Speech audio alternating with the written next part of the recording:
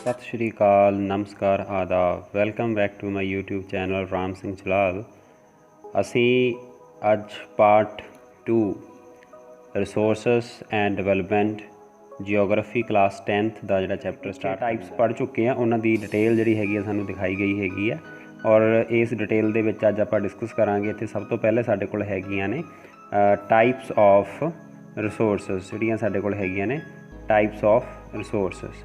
ਜਿਹੜੀਆਂ types of resources ने इन्हां दे विच 1 बाय 1 ਜਿਹੜਾ ਹੈਗਾ क्लासीफिकेशन ਜਿਹੜੀ ਅਸੀਂ ਪਿੱਛੇ डिस्कस करके आए हैं पहले पेज के उपर, ਉਹਨੂੰ ਅਸੀਂ ਅੱਗੇ ਚੱਲਾਂਗੇ। सब तो पहली साडे कोल हैगी that is biotic resources. Biotic resources ਜਿਹੜੇ ਹੈਗੇ ने these are obtained from biosphere and have life such as human beings, flora, fauna, fisheries, livestock etc. ਜਿਹੜੇ ਬਾਇਓਟਿਕ ਰਿਸੋਰਸਿਸ ਨੇ ਉਹ ਸਾਰੇ ਬਾਇਓਸਫੀਅਰ ਦੇ ਵਿੱਚੋਂ ਹੀ ਲੈ ਜਾਂਦੇ ਹੈਗੇ ਨੇ। ਔਰ ਉਹ ਰਿਸੋਰਸਿਸ ਜਿਹੜੇ ਹੈਗੇ ਉਹਨਾਂ ਦੇ ਐਗਜ਼ਾਮਪਲ ਸਾਡੇ ਕੋਲ ਹੈਗੀ ਹੈ human beings, flora, fauna, fisheries, livestock etcetera. Further on the basis of reason ਸਾਡੇ ਕੋਲ ਹੈਗੀ ਆ biotic resources. all those resources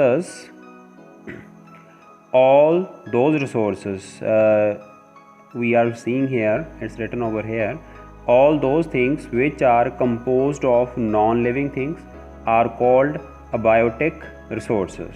ਉਹ ਸਾਰੀਆਂ ਚੀਜ਼ਾਂ, ਉਹ ਸਾਰੇ ਰਿਸੋਰਸਿਸ ਜਿਹੜੇ ਹੈਗੇ ਨੇ ਜਿਹੜੇ ਕਿ ਨੋਨ ਲਿਵਿੰਗ ਥਿੰਗਸ ਤੋਂ ਬਣਦੇ ਹੈਗੇ ਨੇ, ਉਹ ਕੀ ਨੇ? ਅਬਾਇਓਟਿਕ ਰਿਸੋਰਸਿਸ ਹੈਗੇ ਨੇ। ਐਗਜ਼ਾਮਪਲ ਉਹਨਾਂ ਦੀ ਹੈਗੀ ਹੈ ਸਾਡੇ ਕੋਲ ਰੌਕ ਹੈਗੀਆਂ ਨੇ, ਮੈਟਲਸ ਹੈਗੀਆਂ ਨੇ। ਇਹ ਜਿਹੜੀਆਂ ਸਾਰੀਆਂ ਹੈਗੀਆਂ ਨੇ ਸਾਡੇ ਕੋਲ ਜਿਹੜੀਆਂ ਨੇ ਅਬਾਇਓਟਿਕ ਰਿਸੋਰਸਿਸ ਦੀਆਂ ਐਗਜ਼ਾਮਪਲਸ ਹੈਗੀਆਂ ਨੇ। ਅੱਗੇ ਸਾਡੇ ਕੋਲ ਹੈ on the basis of ਐਗਜ਼ੌਸਟੇਬਿਲਿਟੀ।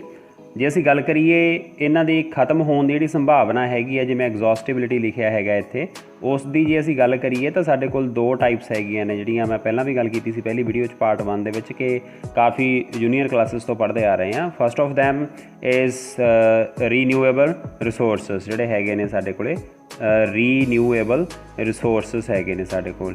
Renewable resources ਉਹ ਹੁੰਦੇ ਨੇ ਜਿਹੜੇ ਕਿ ਅਸੀਂ ਰੀਨਿਊ ਕਰ ਸਕਦੇ ਹੈਗੇ ਹਾਂ और reproduced by physical, chemical, mechanical processes are known as renewable or replenishable resources। ਇਹ ਹੈਗੇ ਨੇ। ਇਹਨਾਂ ਦੀ ਐਗਜ਼ਾਮਪਲ ਸਾਡੇ ਕੋਲ ਹੈਗੀ ਆ, ਸਭ ਤੋਂ ਪਹਿਲੇ ਸੋਲਰ ਐਨਰਜੀ ਹੈਗੀ ਆ, ਵਿੰਡ ਹੈਗੀ ਹੈ, ਉਸ ਤੋਂ ਬਾਅਦ 'ਚ ਵਾਟਰ ਹੈ, ਫੋਰੈਸਟ ਹੈ, ਵਾਈਲਡ ਲਾਈਫ ਹੈ। ਇਹ ਸਾਰੇ ਜਿਹੜੇ ਰਿਸੋਰਸਿਸ ਹੈਗੇ ਨੇ ਇਹਨਾਂ ਨੂੰ ਅਸੀਂ ਦੁਬਾਰਾ ਤੋਂ ਫਿਰ ਪ੍ਰਾਪਤ ਕਰ ਸਕਦੇ ਹਾਂ, ਮੁੜ ਕੇ ਫਿਰ ਪ੍ਰਾਪਤ ਕਰ ਸਕਦੇ ਹਾਂ। ਇਸੇ ਵਾਸਤੇ ਇਹਨਾਂ ਨੂੰ ਰੀਨਿਊਏਬਲ ਰਿਸੋਰਸਿਸ ਕਹਿੰਦੇ ਹੈਗੇ ਨੇ। ਇਹਨਾਂ ਦੀ ਐਗਜ਼ਾਮਪਲ ਜਿਹੜੀ ਹੈਗੀ ਸਾਡੇ ਸਾਹਮਣੇ ਹੈਗੀ ਆ, ਸੋਲਰ ਹੈ, ਵਿੰਡ ਹੈ, ਵਾਟਰ ਹੈ, ਫੋਰੈਸਟ ਹੈ, ਵਾਈਲਡ ਲਾਈਫ ਹੈਗੀਆਂ ਨੇ। ਇਹ ਸਾਰੇ ਜਿਹੜੇ ਹੈਗੇ ਨੇ ਸਾਡੇ ਬਣਦੇ ਹੈਗੇ ਆ ਰੀਨਿਊਏਬਲ ਰਿਸੋਰਸਿਸ। ਦੀ ਰੀਨਿਊਏਬਲ ਰਿਸੋਰਸਿਸ ਮੇ ਫਰਦਰ ਵੀ ਡਿਵਾਈਡਡ ਇਨਟੂ ਕੰਟੀਨਿਊਅਸ ਔਰ ਫਲੋ। ਇਹ ਜਿਹੜੇ ਹੈਗੇ ਅੱਗੇ ਆਪਣੇ ਕੋਲ ਜਿਹੜਾ ਹੈਗਾ ਫਿਗ ਜਿਹੜੇ ਹੈਗੇ ਨੇ, ਅਸੀਂ ਪਿੱਛੇ ਜਿਹੜਾ ਹੈਗਾ ਦੇਖਿਆ ਸੀਗਾ, ਜਿਹੜਾ ਹੈਗਾ ਸਾਡੇ ਕੋਲ ਇਹ ਵਾਲਾ ਟੇਬਲ, ਇਸ ਦੇ ਵਿੱਚ ਦੇਖਿਆ ਸੀਗਾ ਅਸੀਂ। ਉਹ ਕਹੇ ਨੇ ਰੀਨਿਊਏਬਲ ਜਿਹੜੇ ਹੈਗੇ ਨੇ ਉਹਨਾਂ ਨੂੰ ਫਰਦਰ ਅਸੀਂ ਡਿਵਾਈਡ ਕਰ ਸਕਦੇ ਹੈਗੇ ਹਾਂ। ਉਹ ਜਿਹੜੇ ਹੈਗੇ ਨੇ ਸਾਡੇ ਕੋਲ ਕੰਟੀਨਿਊਅਸ ਹੈਗੇ ਨੇ, ਔਰ ਬਾਇਓਲੋਜੀਕਲ ਹੈਗੇ ਨੇ। ਉਹ ਜਿਹੜੇ ਹੈਗੇ ਆ ਵਿੰਡ ਹੈ, ਵਾਟਰ ਹੈ, ਔਰ ਉਸ ਤੋਂ ਬਾਅਦ ਜਿਹੜੇ ਹੈਗੇ ਆ ਬਾਇਓਲੋਜੀਕਲ ਸਾਡੇ ਜਿਹੜੇ ਹੈਗੇ ਆ ਨੈਚੁਰਲ ਵਾਈਲਡ ਲਾਈਫ ਰਿਸੋਰਸਿਸ ਦੇ ਵਿੱਚ ਇਹਨਾਂ ਨੂੰ ਅਸੀਂ ਡਿਵਾਈਡ ਕਰ ਸਕਦੇ ਹੈਗੇ ਹਾਂ।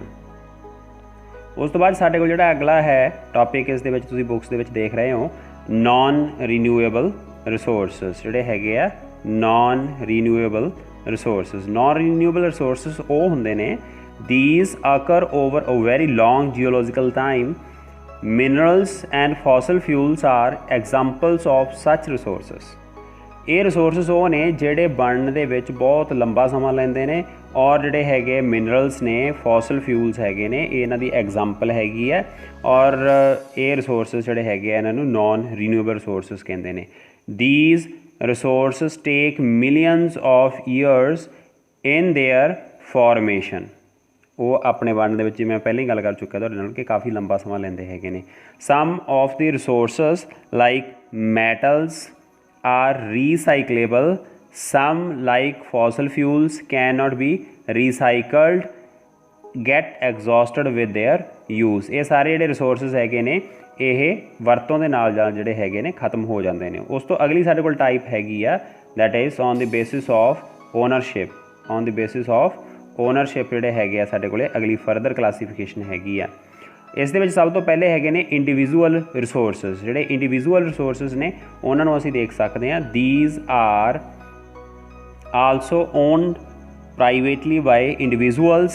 Many farmers own land which is allotted to them by government against the payment of revenue।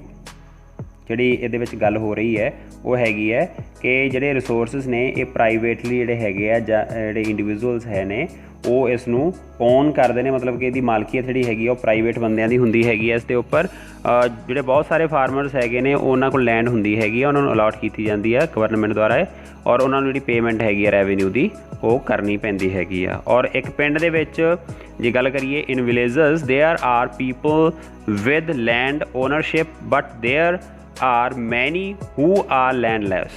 ਬਹੁਤ ਸਾਰੇ ਇਹੋ ਜਿਹੇ ਨੇ ਜਿਨ੍ਹਾਂ ਕੋਲ ਜ਼ਮੀਨਾਂ ਹੁੰਦੀਆਂ ਨੇ, ਜਿਨ੍ਹਾਂ ਕੋਲ ਨਹੀਂ ਹੁੰਦੀਆਂ, ਬਹੁਤ ਸਾਰੇ ਨੇ ਇਸ ਤਰ੍ਹਾਂ ਦੇ। Urban people own plots houses and other property.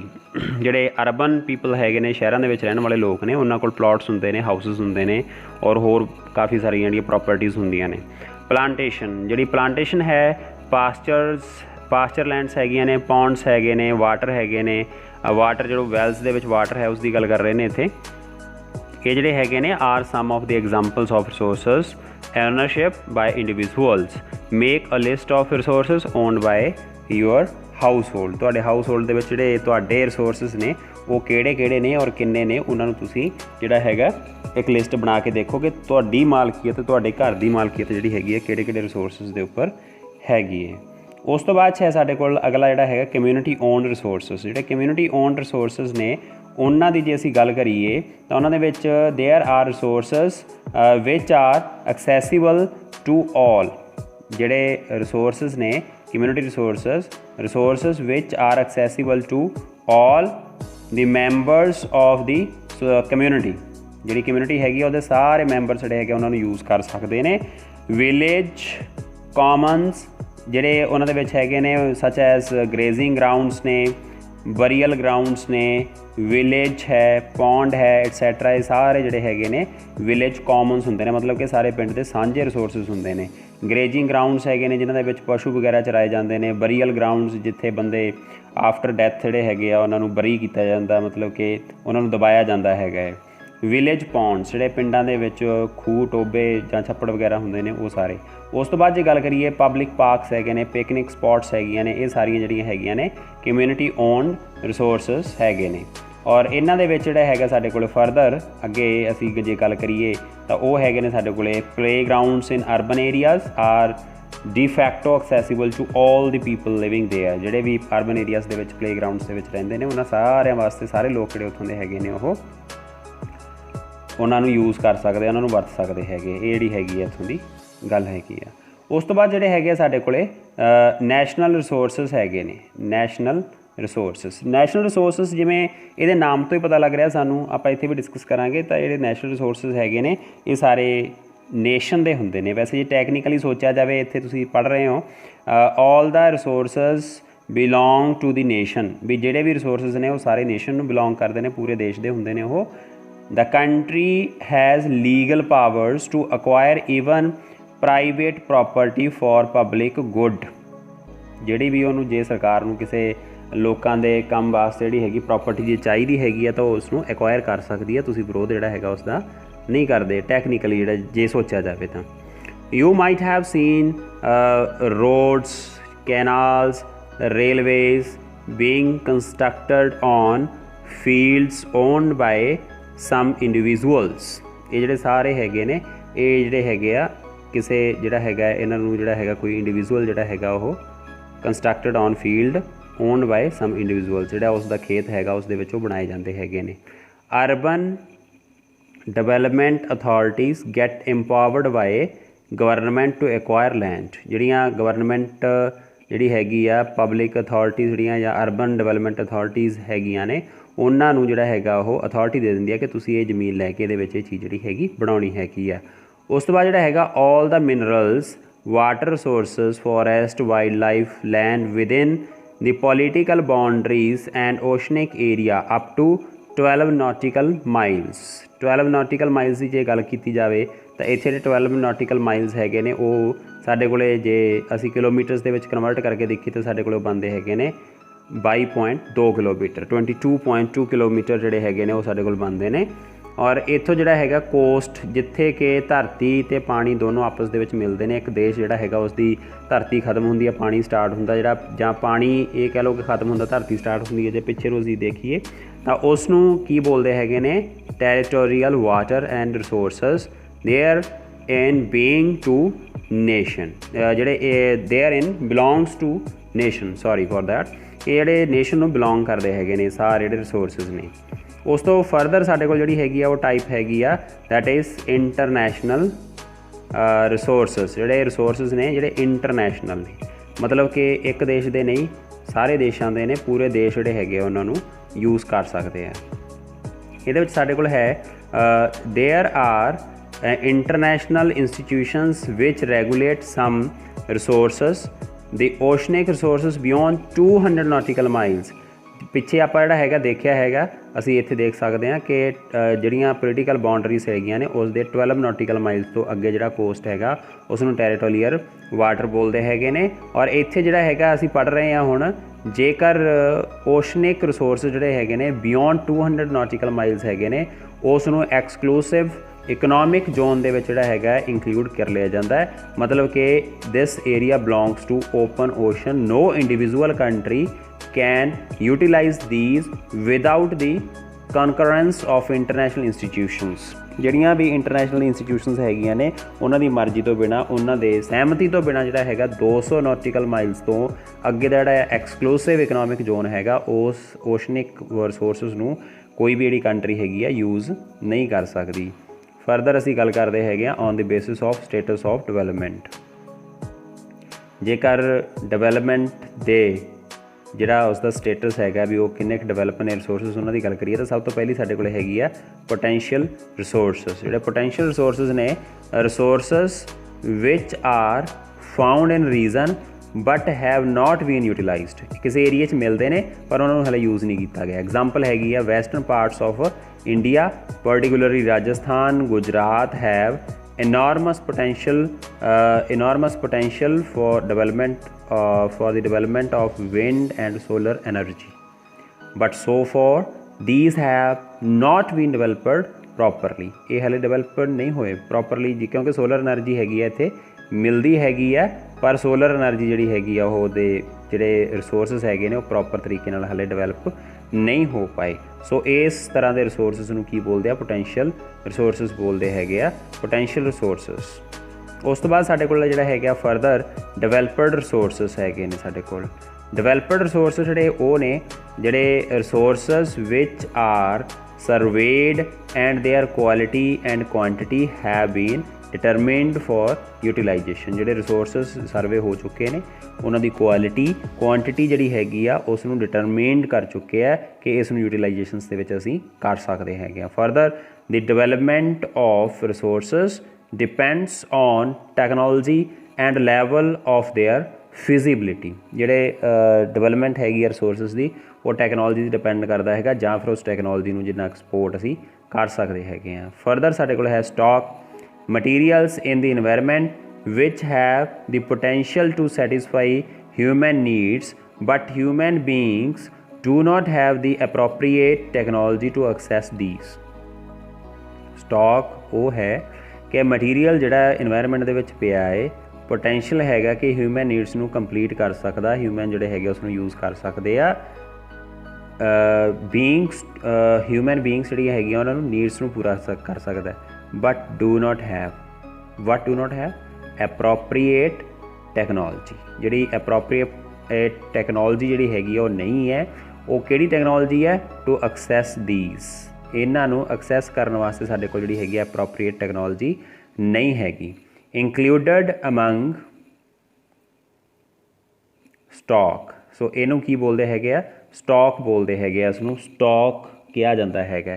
Example ਹੈਗੀ ਹੈ ਜੀ ਸਾਡੇ ਕੋਲ, water is a compound of 2 inflammable gases, hydrogen oxygen, which can be used as a rich source of energy, ਜਿਹੜੀਆਂ ਰਿਸਰਚ ਐਜ਼ ਏ ਐਨਰਜੀ ਇਹਨਾਂ ਨੂੰ use ਕਰ ਸਕਦੇ ਆ, but we do not have the required technology know how to use them for this purpose। ਮਤਲਬ ਇਹ ਹੈ ਕਿ ਜਿਹੜਾ ਵਾਟਰ ਹੈਗਾ ਉਹ ਕੰਪਾਊਂਡ ਹੈਗਾ 2 gases the, that is hydrogen and oxygen, ਜਿਹੜੀਆਂ ਕਿ ਹਾਈਲੀ ਇਨਫਲੇਮੇਬਲ ਨੇ, ਪਰ ਹਾਲੇ ਸਾਡੇ ਕੋਲ ਇਸ ਤਰ੍ਹਾਂ ਦੀ ਕੋਈ ਟੈਕਨੋਲੋਜੀ ਨਹੀਂ ਹੈ ਕਿ ਅਸੀਂ ਇਹਨਾਂ ਨੂੰ as a source of energy use ਕਰ ਸਕੀਏ। ਫਰਦਰ ਸਾਡੇ ਕੋਲ ਹੈ ਦੈਟ ਇਜ਼ ਰਿਜ਼ਰਵਸ। ਇਹ ਤੁਸੀਂ ਦੇਖ ਰਹੇ ਹੋ ਰਿਜ਼ਰਵਸ ਜਿਹੜੇ ਹੈਗੇ ਨੇ, ਰਿਜ਼ਰਵਸ ਕੀ ਨੇ, R the subset of stock. ਜਿਹੜਾ ਸਟਾਕ ਅਸੀਂ ਪਿੱਛੇ ਪੜ੍ਹਿਆ ਹੈਗਾ ਉਸ ਦੇ ਸਬਸੈਟ ਹੈਗੇ ਨੇ ਇਹ ਜਿਹੜੇ ਰਿਜ਼ਰਵਸ ਹੈਗੇ ਨੇ। ਇਹਨਾਂ ਦੇ ਵਿੱਚ ਕੀ ਹੈ, which can be put into use with the help of existing technology know-how but their use has not been started।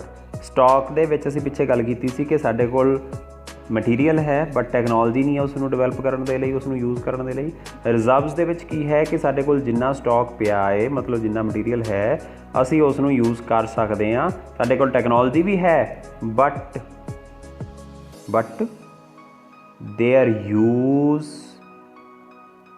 their use has not been started। ਜਿਹੜੀ ਉਹਨਾਂ ਦੀ ਯੂਜ਼ ਹੈਗੀ ਆ ਉਹ ਹਲੇ ਸਟਾਰਟ ਨਹੀਂ ਹੋਇਆ ਹੈਗਾ।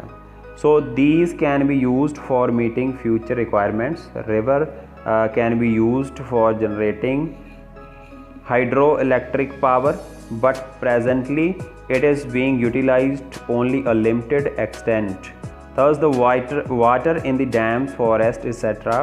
is a resource ਜਾਂ reserve which can be used in the future। So ਸਾਰੇ ਜਿਹੜੇ resources ਹੈਗੇ ਨੇ ਅਸੀਂ ਫਿਊਚਰ ਦੇ ਵਿੱਚ ਇਹਨਾਂ ਨੂੰ ਯੂਜ਼ ਕਰ ਸਕਦੇ ਹੈਗੇ ਹਾਂ। ਸੋ ਜਿਹੜੀਆਂ ਟਾਈਪਸ ਹੈਗੀਆਂ ਨੇ ਰਿਸੋਰਸਿਸ ਦੀਆਂ ਇੱਥੋਂ ਤੱਕ ਸਾਡੇ ਕੋਲ ਪੂਰੀਆਂ ਹੋ ਚੁੱਕੀਆਂ ਨੇ। ਵੀਡੀਓ ਜ਼ਿਆਦਾ ਲੰਬੀ ਨਾ ਹੋ ਜਾਏ ਇਸ ਕਰਕੇ ਆਪਾਂ ਅਗਲੀ ਵੀਡੀਓ 'ਚ ਫਿਰ ਮਿਲਦੇ ਤੁਹਾਨੂੰ ਪਾਰਟ 3 ਦੇ ਵਿੱਚ। ਉਹਦੇ ਵਿੱਚ ਆਪਾਂ ਡਿਸਕਸ ਕਰਾਂਗੇ ਜਿਹੜਾ ਹੈਗਾ ਡਿਵੈਲਪਮੈਂਟ ਆਫ ਰਿਸੋਰਸ।